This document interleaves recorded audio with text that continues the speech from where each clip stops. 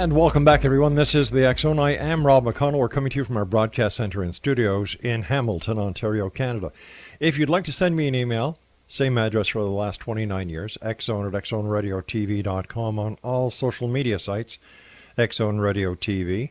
And for all the programming we have available for you 24/7, 365 on the X Zone Broadcast Network, www.xzbn.net. And for the programming we have on the X Zone TV channel, that's channel 21 on Simul TV, www.simultv.com. First of all, I want to thank everybody for once again sending me all their different recipes for my cold. And as usual, 99.9% of them all include alcohol. So thank you very much for that, guys. Appreciate it. And I'm feeling a little better today thanks to Dr. Jack Daniels and his crew of disciplinarians and the members of the X Zone Nation. My guest this hour is a gentleman who is from my home territory of St. Catharines, Ontario. As you know, I was at CKTB for a number of years, and I enjoyed our stay at CKTB, but as the show and the networks grew, so did we. So it's always great having somebody back from St. Catharines with us. And tonight is Joshua Black. He's a research into the area of grief dreams with a special focus on dreams of the deceased. He is currently in his final PhD at Brock University, continuing to investigate grief dreams, and will be graduating this year. Joshua has published scientific literature in the area and is considered to be one of the leading researchers in the field. To raise awareness on the topic, Joshua wrote the children's book, Dreaming of Owl, that can be found on Amazon. Additionally, he has started a website, griefdreams.ca, Instagram and Twitter accounts at Grief Dreams, Grief Dreams Facebook group, and the Grief Dreams podcast. His website is griefdreams.ca. And Joshua, welcome to the X Zone. Thank you for having me. So tell me, what got you interested in grief dreams? Well, there's a long story and a short story, but what happened really was my father died, and when that happened, my world turned upside down, and I was, for about 3 months there, I was just so depressed. I was in like a really dark state. And then I had this dream, and I had this dream of him where I was able to say goodbye and to tell him that I loved him, and that was something that he died so suddenly, never got a chance to do. So when I woke up, the crazy thing was I felt completely different. And I always put that in my back pocket. You know, I never told anyone about it, but that was the first moment that, you know, I'm like, oh, this is different than my other dreams. Like there's something new here. And I just, you know, it helped me great. And I went forward and finished my undergrad. And then I started working with the bereaved, and they started asking about these dreams. And I wasn't trying to I didn't really ask about them. But they were asking me questions about why didn't I have dreams, or, you know, how come I'm having negative dreams? And so that's when I decided, you know what, look at the literature, and there wasn't really anything there to help them, which was really shocking to me. And so that's when I said, you know what, I got to figure this out. It's bugging me. I want to know some answers. And so that's when I found a university, Trent University, to do my MA at, and I learned more than I ever could there. And then I was able to do my PhD at Brock. Now, your PhD is in what? It's in psychology. Psychology, okay. Yeah. Isn't grief a natural way of us healing ourselves through, whether grief is by the passing of a loved one, or even the change of a job, the change of a move, a change of a location, any major change within our psyche? Yeah, any kind of deep sorrow, right? That's what grief is. And a lot of people, when they think of grief, they think of dying or death, right? So actually, like, a more proper term for these dreams is probably bereavement dreams. But a lot of people didn't really know what that meant, so that's why I termed it grief dreams. Now, how do you study these dreams? How do you investigate grief dreams? Well, for my MA at Trent, I looked at what were the common themes people were having, if they even existed, right? Right. And, you know, if they were. And then the other thing I did was, did they change over time? I looked at that. And then for my PhD, looking at, you know, what factors predict dreaming of a deceased loved one. And then also, are these, you know, common? And then the other thing is, why are they happening? Yeah. So, you know, like, what's going on here? And there's a couple different theories I looked at, and they all sort of, you know, have face value to the data, what's going on. So I collect them actually online. It's probably one of the best inventions that the internet has saved grad students, is that you can collect data now online. And I got so many. For my PhD, I've done 4 studies, and all the samples were above 200 people, which is really amazing. And yeah, so within there are questionnaires, and then I ask about the dreams they've had. And yeah, and that's basically how it is. And we then do the analysis afterwards. What is the physiology of a dream? How does a dream work?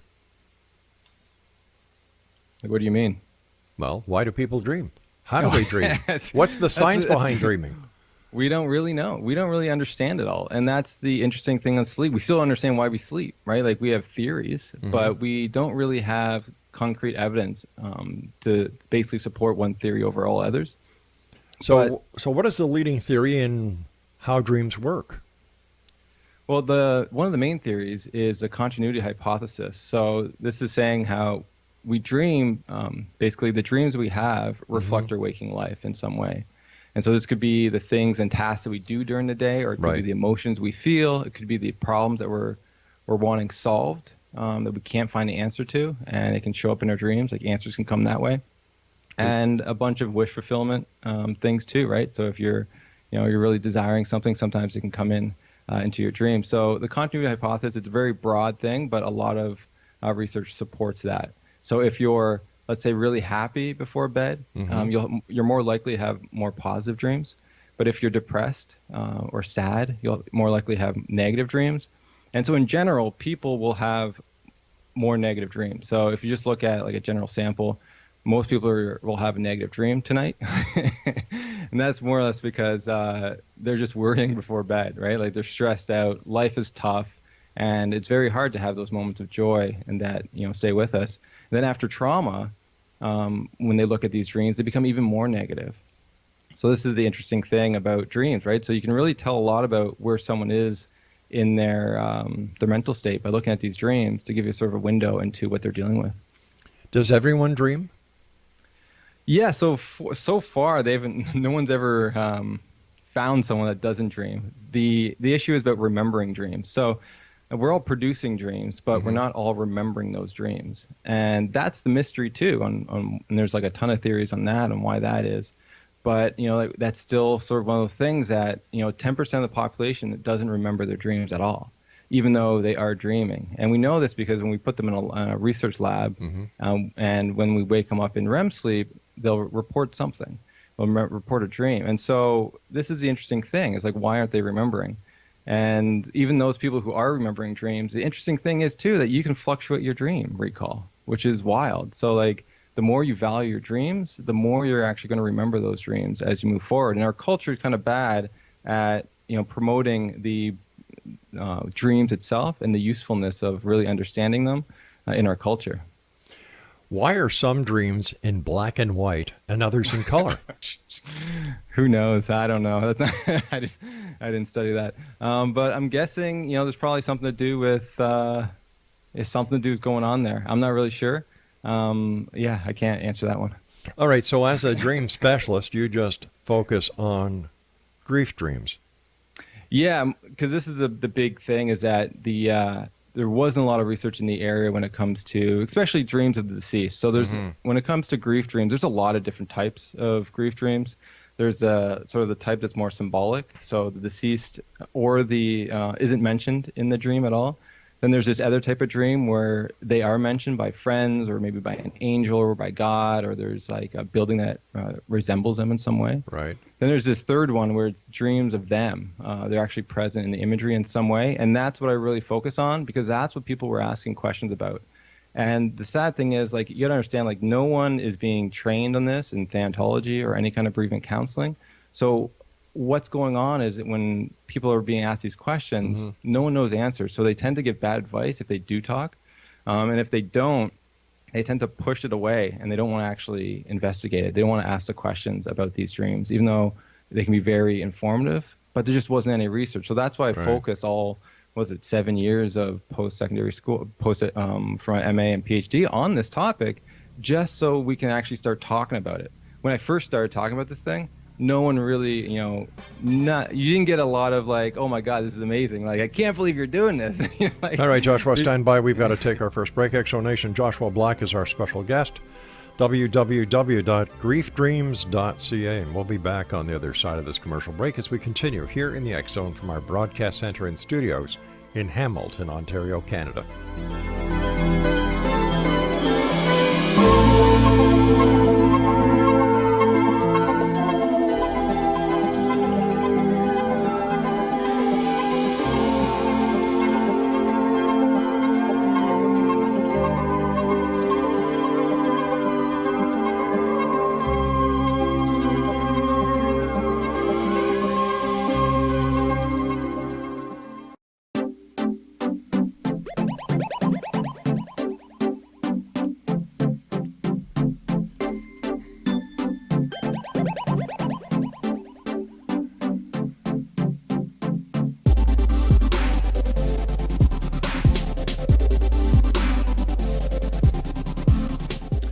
Exonation, Joshua Black is our guest this hour. www.griefdreams.ca. Joshua, I'm a little confused here because in the first segment I was asking you questions about how we dream and so on and so forth, and we don't have an answer. So how do we know by trying to interpret a grief dream based on no actual knowledge on how a dream works that we're giving the right information to the people who are seeking the answers? Well, we know that, we are dreaming, and all we can sort of do is really take what they sort of share us, because a lot of people, because we can't even see the dream, right? Like if we could see the dream, it'd be a lot easier to analyze these things. But the reality is we got to go for self-report. And so people have to sort of indulge or discuss what they want to, and their memory could be, a little, could be accurate or not. But when it comes to these dreams, I'm not interpreting the dream. You got to understand that. Other people will do that. And that's, you got to ask them, how can you do this, right? With me, what I'm looking at is, are these dreams common, right? Like, and what's maybe like what factors are predicting people having these dreams? And also, why are some people having these negative dreams? And so this is sort of looking at more of some of the functions of these dreams, because, right. And that sort of can get at the, like, why is this even going on? So okay. I'm not interpreting these. No, dreams. I understand that. I understand that. But I asked you how we dreamt. What was the physiology of a dream? And you said this is something that we still don't know. So if we don't know the physiological reason for why we dream, how can we take any interpretation or any data or any study and make sense of it if we don't know the mechanics behind it? Well, we do that with all sorts of things, right? Like we don't know why we sleep, but yet we know it's important, right? So there's a lot of things that we don't know, and that's why science is, is so necessary in our culture. And as we sort of move forward, and the more technology we get, the more answers that we get. We do know when it comes to, there's two sort of phases of sleep, non-REM and REM. Right. We know when it comes to REM sleep, 80% of the time you wake someone up in that, you're going to catch a dream. In non-REM, it's around 50%. So we are dreaming throughout sleep. But for whatever reason, in REM sleep, it's a little different. So those dreams are a little different than non-REM sleep, and they tend to be more frequent. So there's theories onto like why that could be the case, but that's sort of really not my whole focus is sort of trying to talk about these grief dreams, because this is the stuff that, even though we don't know a lot about dreams itself, this is an important topic in our culture that people are discussing, yet we don't. But no one really has investigated it through a sort of scientific method. Okay, so what do we hope to accomplish by studying grief dreams? We know that if somebody dies, there's grief. We know that for any major change in a person's life, there's grief. So what do we hope to accomplish?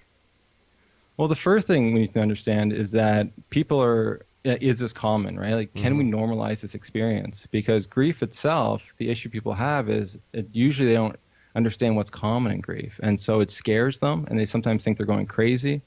And then they have all sorts of complications. And so then that's like just a whirlwind, right? Like once you start thinking something that, you're not dealing with it properly, you'll start like, making that actually true in your life. And you'll get worse and worse, even though it could be a very common thing. So for these dreams, what we're finding is that it's very common. So I did a study on spousal loss and partner loss, and 86% of those people within the first year dreamt of the deceased loved one. After pet loss, after 6 months, it was around 76% or something. And then after a miscarriage, they're dreaming of the baby that died, and that was around 50% of the time. And so the first thing is that these are normal for people to have these dreams, but you got to understand, people don't understand that. And that's why it's really important, because a lot of people who have these dreams, they say they think they're going crazy because they feel like they're the only ones that are having it. And the answer is no. Like, it's actually really common for you to have this.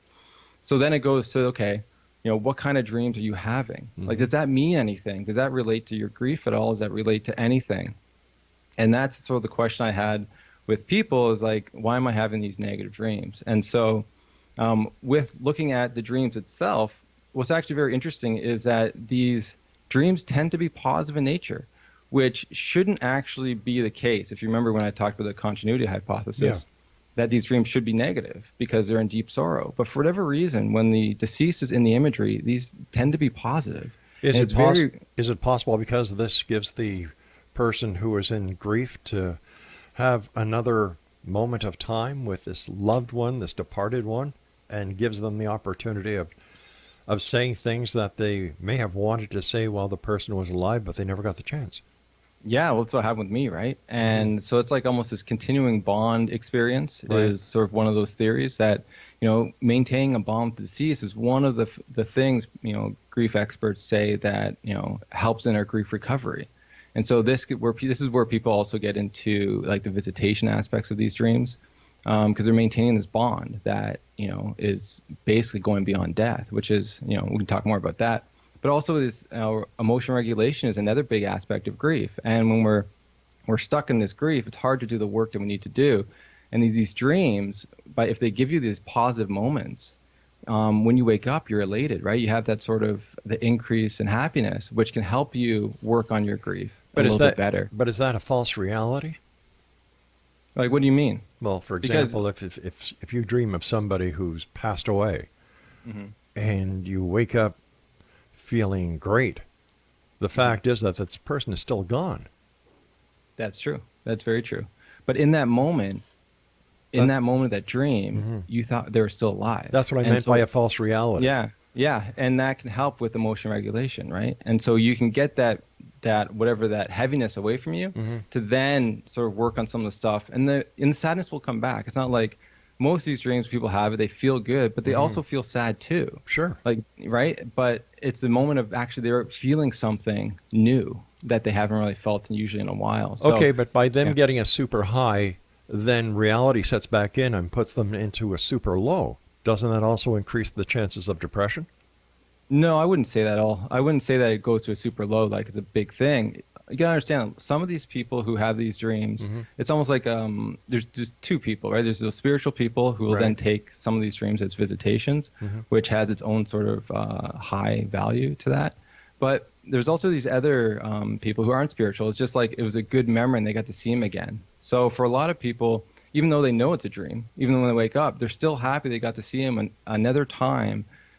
Where they weren't dead in a casket, sort of thing, right? So it's a better. So your last memory is not one of them actually, in a illness or death or dying. But wouldn't a photo have the same effect if that's all there was to it? No, not at all. Like if you must dream, right? Sure, I do. Yeah. Yeah, and so in those dreams, there's a sense of reality, and a lot of these people talk about these dreams being more vivid than vivid and more real than real. So in that thing, it's so different from a picture, because a picture, it's almost like imagination, but in the dream, because you believe it's real, there's something else going on there. And I still am amazed with, what else is going on here, because I believe it's not just the dream. I believe there's something else going on within the mind that's actually helping us, because what people say, and they spiritual or not, they have these dreams. There's a sense of love and peace that it's not even like a memory. Like there's a love and peace that they haven't seen before, and they haven't seen them that healthy before. So it's a very interesting imagery to have, because why don't we have it with other stuff? Like when, like other grief dreams, right? Like if we lose a job, why aren't we having the boss come to us and say it's going to be okay? Like that doesn't happen. Wait a sec. I beg to differ with you. I've heard stories of this happening where people have had jobs they've loved, they've lost that job and they've dreamed about being back in that job. No, I'm talking about like the boss saying like you get fired, right? Yeah. No, Yeah. I know people who have had that dream who've gone back to work and everything's great with the boss again. The boss brought them back. No, I'm talking about when it actually, I know you're talking about more of like it's a memory kind of thing. I'm talking about like for these grief dreams, Okay. the impact is the deceased comes back and basically comforts them to say Right. it's going to be okay, right? Like, so it's acknowledging what's going on in the present. Right. What you're talking about is like they're calling back and it's like things are good and you're Right. doing that. Well, That's like more like a memory, right? But isn't that the same thing? Because No, you've no. got the deceased coming back and comforting the living. And in this dream where the person gets fired, in the dream they go back to work and everything is fine with the boss. And the boss says, okay, you're doing a good job. What's the difference? Well, it's how it's being said, right? Like if you're, like I understand, like with the deceased, they're talking about the present moment and the person's suffering. So they're talking about their grief for the most part, right? There's other dreams that they're not. And there's like, so there's some dreams that are like that, like what you're talking about, where it's like they're reminiscing or they're back together again and they're taking a walk, right? That's sort of what you're talking about with these sort of like work dreams. I'm talking about more of the other type of dreams where they're giving sort of this advice or they're comforting the bereaved in the sense of the grief. So they're saying stuff that's going to help them actually work through their grief process. So I don't know if you've seen work dreams of the boss basically comforting them and basically helping the person find a new job or feel comfortable finding a new job. That's what I'm talking about. That's the difference in the sense of how they're different, right? Is it possible that this is a self-help or a self-healing mechanism that our body has, and it has really nothing to do with the departed, only the memory recall that is being manipulated by the mind in order to comfort the person who's having the dream? That's one, yeah, it's one possibility for sure. And you sort of see that with, some of the memories and stuff that comes with that. But at the end of the day, it's like, why doesn't it happen all the time? All right, stand by. We've got to take our news break. Joshua Black is our special guest. Exonation, www.griefdreams.ca. And we'll be back on the other side of this break as we continue here in the X Zone from our broadcast center and studios in Hamilton, Ontario, Canada. I'm Rob McConnell. Don't go away.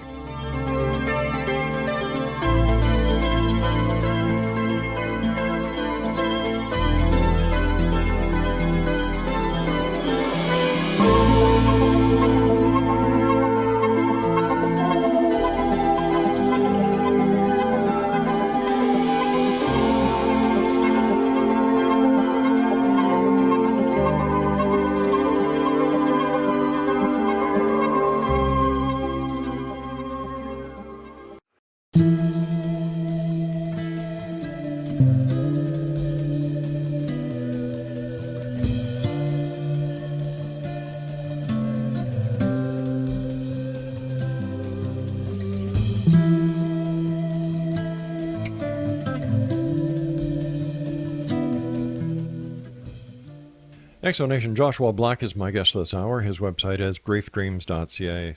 So Joshua, do you think that there's more to the dream, that there's an actual connection between the living and the dead? Like that's one of the questions I get all the time. And it's so hard to say. I can't, like as a academic, I can't test that, right? Like, it's not something I would need to know. Like I'd be able to talk to the deceased, but if I did that, we wouldn't need dreams, right? But just personally, like I've seen so many things that are just, it makes me question that. It makes me sit in that mystery of life, of what's going on here, because there's something different than regular dreams when it comes to dreams of the deceased. There's a sense of love that's really different, right? As we were talking about the self-help, it's like, why don't we do that more often? Like if this is something that we can do, why is it only when someone dies that we get that sense? And how come these dreams can be so powerful to us? Like I've had, people who are just like down in the dumps, sort of like me, right? Or people who, wanted to die by suicide. And they had these dreams, and all of a sudden it's like a 180, and it just changes them like nothing else. It's like, I always say, it's like 10 years of psychotherapy. Like something's going on in these dreams. So either something that chemically, right, that the body's releasing that it's very rare, or there's something sort of spiritual going on here. And I can't discount either one. But it's really interesting, some of the dreams I do get when it comes to the deceased, on what they talk about or how they say things. to the deceased and they talk about heaven, or they'll talk about like the afterlife. And I've even had like a bunch of people say they have these dreams of the deceased prior to knowing they're even dead.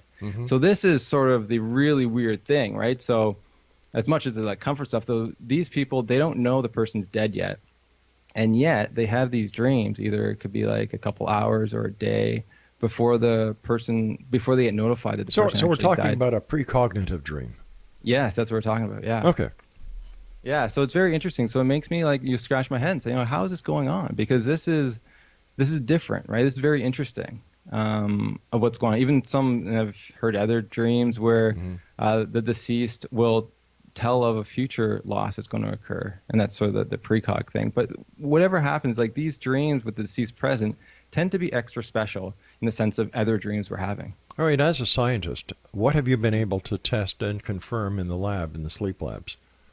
So one of the big questions, so I'm not actually in the sleep lab, but one of those things that I looked at. Wait a second, let me ask you, if you don't do any research in a sleep lab, how do you know what's going on? Oh, we got our own lab, and we do questionnaires. So we're using questionnaires. So we're not actually putting them like in a sleep lab to look at what the brain's doing when they have one of these dreams. That's probably something you'd want to do in the future for sure. But like we're at the really like beginning blocks of understanding these dreams. So the easiest way to do that is to look at questionnaires and to ask people what's going on. And is there any way that you vet or verify what the person is telling you? Well, when it comes to any kind of like questionnaire research, we're just, we're hoping they're telling the truth, and that we don't want them to lie. And at the end of the day, we have sort of mechanisms in there to sort of know if people are say lying based on sort of the data. But overall, I think people are generally, they're nice, and they want to sort of share their experiences to, further their own grief process, right, to help in their own journey. Because helping others through this research helps them in the sense of coping and finding meaning after their loss. So the one study the one topic we looked at that the bereaved want to know was, why are some people having these dreams and other people aren't? And so the issue with that was a lot of people who were spiritual that didn't have these dreams were actually complicating their grief in different ways. So they would say that I'm not having a dream, and that's because my loved one, they didn't make it to heaven, like they made it to hell, and so they're stuck there and they can't contact me. Other people are saying maybe they're in purgatory, or maybe they just forgot about me. Maybe there's just like other things going on, they can't see me. And then like another common one where people are saying that they're angry at me because I had to maybe sell the home or something. So they complicate their grief because they haven't had these like confirmation dreams. Sounds like these are very self-centered people. I don't know if they're self-centered, but it's just, this is grief, right? Like when we love someone, especially if we're spiritual, we want to know that they're safe, right? And I remember my mom always, even to this day, if I go somewhere, she's like, call me when you get there, or send me a text, right? And I think that's the same thing. It's just we care a lot about these people, and we want to know that they're okay. But if you're spiritual, your faith should be able to carry you through. That's the hope. But we're human, and no one has like that 100% faith. But that's the goal, right? And so we work with people where they're at. What are the common threads between people who get to this point in grief where they need these dreams, where they need the visitation, where they need the contact? Well, I think it's usually right in the beginning. Everybody, they want that, right? And it's because you're in such deep sorrow. And it's such a, grief's such a hell of a thing. And people who like go through it, it's like, what do? You want to just be with them again. You want everything to be back to the way it used to be, but it's not. So there's so many changes that's going on inside you. And you really, you need help, and you're wanting help. And you're basically, usually the person who's died has helped you cope in other losses and other things that have been going on in your life. Now they're gone. This is why... I was just going to ask you, is it because instead of celebrating the person's life, we grieve at their life, that we grieve at the loss instead of celebrating the accomplishments and what the person has done in their life? Well, I think, like our culture's trying to go that way, but I don't know if that's even, because it's really based upon, like, why do we grieve is, I think, based on attachments. It's based on our love that we have for people and how they make us feel. And it's like, yes, we can celebrate, but you're still going to have to mourn because you can't really skip that process. And when some people try to do that, they actually become worse later on because they're really avoiding the sadness. And so But this is the issue, right? Like when you talk about avoiding, because you can celebrate and celebrate and celebrate, but if you don't actually connect with the sadness that they're gone, well, you're really avoiding those emotions. But And who says we have to be sad? Why can't we be happy? And like I said, take a positive look. The person has, whoever they are, they've done good in their lives. So instead of, mourning the loss, and like the Irish, they have a great way. They don't mourn, they celebrate. They celebrate when a person passes. They celebrate the life. They celebrate the good. Isn't it possible that by using the good, the positive aspects of the person's life, that we can overturn the grief into fond memories, and by doing this, the hurt, the emptiness won't be as severe? yeah, I would think so. Yeah, it won't be as severe, but it's still there, like, and this is the whole point of Right. all of it, right? Like I'm not saying it's not there, but I'm saying it's like you still got to connect with that. And if we avoid even the sadness, that can cause a little trouble for us in the end, because avoidance is such a negative quality when it comes to living life and coping and thriving in life. So yeah, like, celebration I think is great. And I think, they've done a lot, like our loved ones, our pets, they've done so much to us as a whole Right. to get us to where we are. And that's why I love celebrating. I celebrate my dad all the time, but I still have these triggers and these moments that the sadness comes in. And when Sure. it does, I sit with that and I cry, and it might not last long, but I acknowledge it. And then I sort of get back to sort of that celebration. But it's like, like we're not, like certain people grieve a certain way, and some people are more into the sadness, and that's Right. okay, right? Like everyone has their own way of grieving, but it's just like, what can we do to help each other out in the process? And when it comes to normalizing the loss, that's what these dreams, and that's why I'm working with these dreams so much. It's to like help that area of people if they have questions, or like figuring out like, oh, is it helping them and why? Because you say like celebrating these dreams, for the most part, are celebrating that love that they had together. So it's like, if you're not getting it in almost waking life, you're going to get it while you're dreaming, which is kind of cool. But let me ask you this, my friend. If there are people who are coming to you and asking you why they're not dreaming, isn't this the focus we should be concentrating on? Is because the people who are dreaming obviously are getting some kind of therapy, whether it be self-induced, a placebo effect, or whatever. But the people who aren't having the dreams, these are the people who are having the problems because they're not getting the closure. Yeah, well, that's why it's really interesting. So yeah, going back to that study, the 2 studies I did that I replicated. Anyway, so looking at why are some people dreaming of the deceased and other people aren't. And so those people who are dreaming of the deceased, what actually is the biggest predictor is dream recall. So it's those people who are remembering more dreams in general are remembering dreams of the deceased more often. And so what it tells me is that people are probably dreaming of the deceased more often than they're actually remembering. And so this is really interesting. So grief wasn't an aspect of it. So people who are having these dreams, they're not grieving differently, right? I see. Right? They're just not remembering. Yeah, and there's different types of dreams too. You got to remember, there are, even though most of these are positive, there are these negative dreams that people can have. We've got to take our final break, so please stand by. Exo Nation. Joshua Black is our special guest. Now, listen, if you'd like to contact Joshua, and if you've had dreams, and after you go to his website and read what's there, and if you think that Joshua can help you, once again, here's the website: www.griefdreams.ca. That's www.griefdreams.ca. And we'll both be back on the other side of this commercial break as we wrap up this hour here in the X Zone from our broadcast center and studios in Hamilton, Ontario, Canada. My name is Rob McConnell. Don't go away.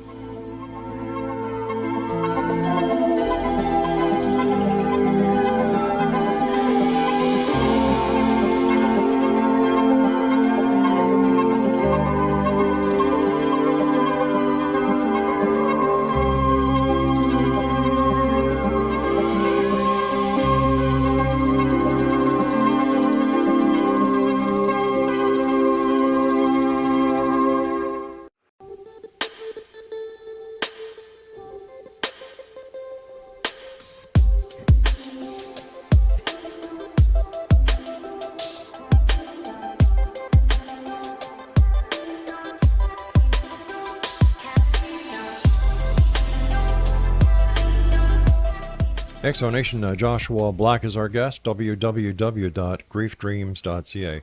Joshua, before we went to the final break, we were just going to start talking about the different types of dreams. And you were saying that not all of these dreams are nice dreams.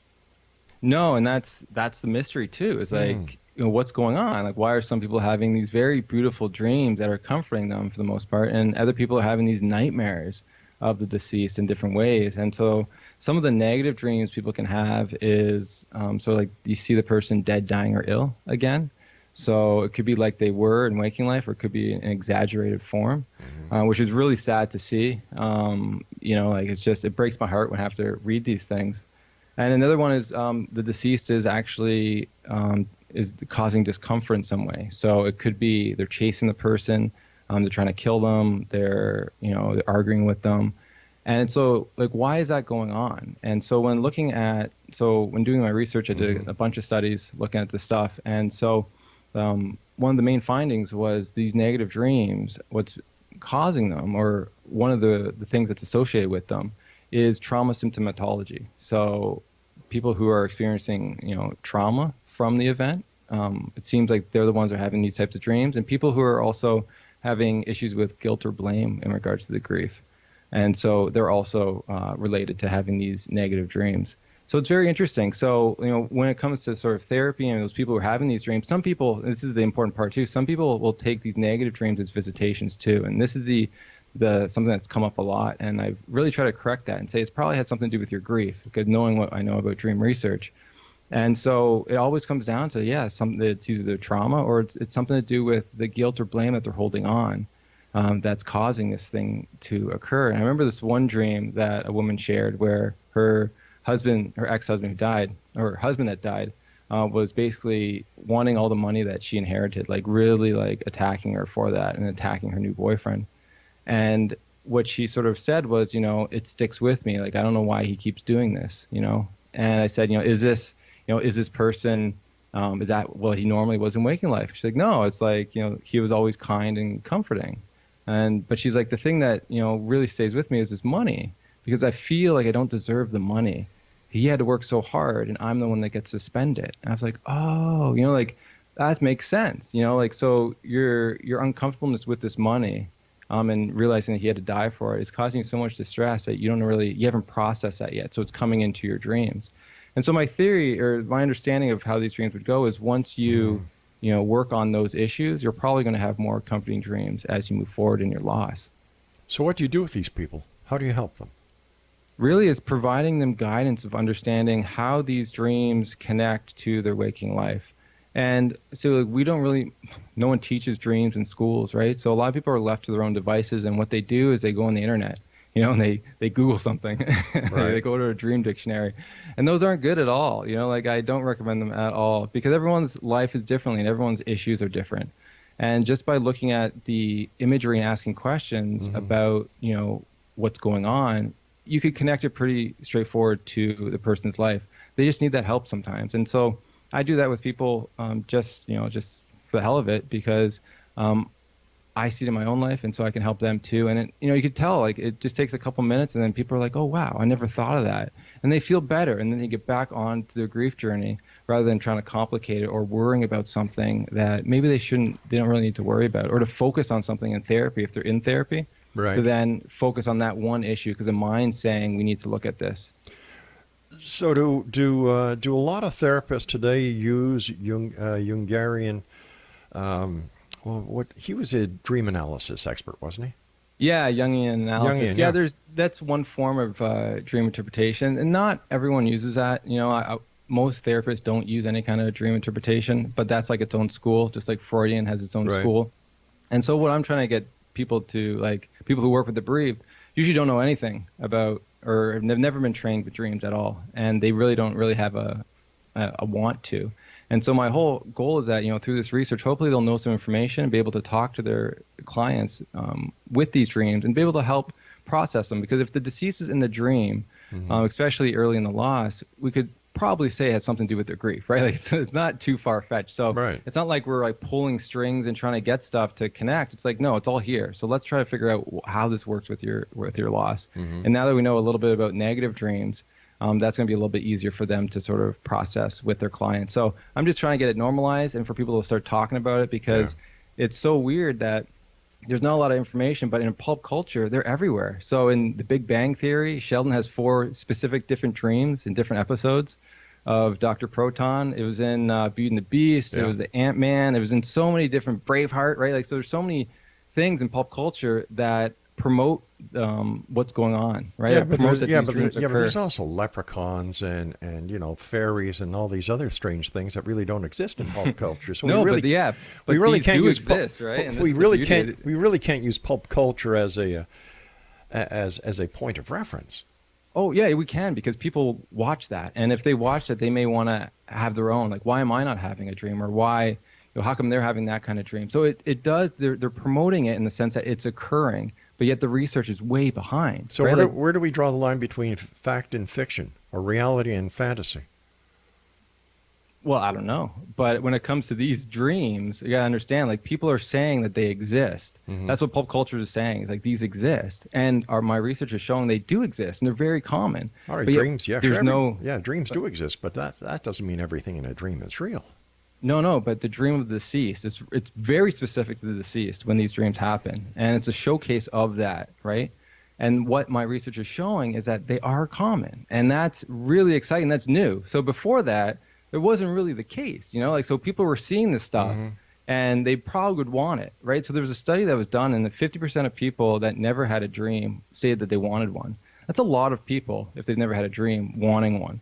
And so you guys just see, like, even, what was the latest one? Paul McCartney actually just shared, I think a couple months ago, that Let It Be, that song, was based on a grief dream he had of his mom. And so, like, people are voicing these dreams. And so now it's good to have some information that we can actually share with the bereaved when they have questions on the topic. So that's the whole point of it. It's like, these dreams exist, and now we have some answers to go along with that they exist. Tell me about Dreaming of Owl. It's a book I wrote with my friend Deb Stapleford. So the other thing that I realized, and really fast, was children had these dreams also. And because children don't fully understand death and dying, so these dreams can really confuse them. And so I really wanted to write a book to help children understand that these dreams exist, and to help parents also understand how to talk about these dreams with children. And so it's a cute little story where there's basically an owl died, and Chipmunk and Bunny are in the forest, and they're telling all the other animals, and they tell these 2 foxes, and one fox has a dream and the other fox doesn't. And so it's his journey onto basically realizing he doesn't need a dream to love Owl and grieve properly. So it's a loving story. It's not that sad. All right, so you were telling me before we went on air that you've got 3 weeks left. What do you do after 3 weeks? After you get your degree and you're a doctor, where do you take this? Where do you go from here? Who knows, right? Celebrate. That's what I'm going to do. I'm going to drink some Jack Daniels like you. There you go. Yeah, well, that's the beauty of this. I don't know, right? Like, so I'll probably do a bunch of talks in workshops. I've been doing that throughout this 4 years here. So I'll probably do that, try to do like a cross-Canada tour to really like get the information out there for people to be able to use in their practice and stuff, and for the bereaved to feel comforted and answer their questions. But beyond that, I don't know. Like, I really started this to find some answers for the bereaved, and I've done that. And so it's like, I feel it's very, like, I feel accomplished in that area, and we'll see what doors open as we move forward. But you said, as of right now, it's just really taking it all in and celebrating how long it's been and what I was able to accomplish in memory of my father. So would you say that this was a healing process for you as well? Oh, yeah. Like, I don't know where it'd be actually, without doing this. Like, I get to bring my dad everywhere I go with me. And I get to talk about him in my talks, and I get to help people in their time of distress. And like, man, like, what more can you want with that? And to be able to even do the podcast, we started the podcast, Grief Dreams podcast, and to hear people, they come on, they leave like refreshed, and you hear these stories and how that even benefited them. So I love being a part of people's lives and seeing the change that you can bring just by being yourself and holding compassion and space for them. But is there a difference between holding compassion, giving them faith, and actually giving them facts? Or is it the placebo effect? Well, we'll do a whole show on the placebo effect. But for the most part, it's holding space, allowing people to share what they need to share, and to talk about a subject that hasn't been talked about in their lives. For most part, most people never talk about these dreams that they've had because they're afraid people are going to judge them. They're going to say it's, you're not over your loss, that's why you're having it, or they want to say it's a visitation and they're not spiritual. So it's just like on the platform, it's just like whatever you want to believe, that's cool, and I'll talk about it with you in whatever way I can and help you out if you need it. Sometimes all people need is like, thanks for sharing. They just need that validation that someone cares. All right, Josh, I want to thank you so much for joining us. And Exo Nation, if you'd like to contact Josh Black, www.griefdreams.ca. Obviously, he's never listened to the show before because we've talked about this many, many times. We've had Craig Webb on from the Dream Institute in Montreal. We've had other doctors who have come on to talk about this. So I think he's a little behind the times. But that's just my opinion. I'll be back on the other side of this commercial break with the news as we continue here in the X Zone from our broadcast center and studios in Hamilton, Ontario, Canada. If you'd like to send me an email, xzone@xzoneradiotv.com, on all social media sites, Xzone Radio TV. And to find out what's going on the X Zone Broadcast Network, xzbn.net, and on Simul TV, Channel 21, that's the X Zone TV channel, www.simultv.com. I'll be back on the other side of this news break. Don't go away.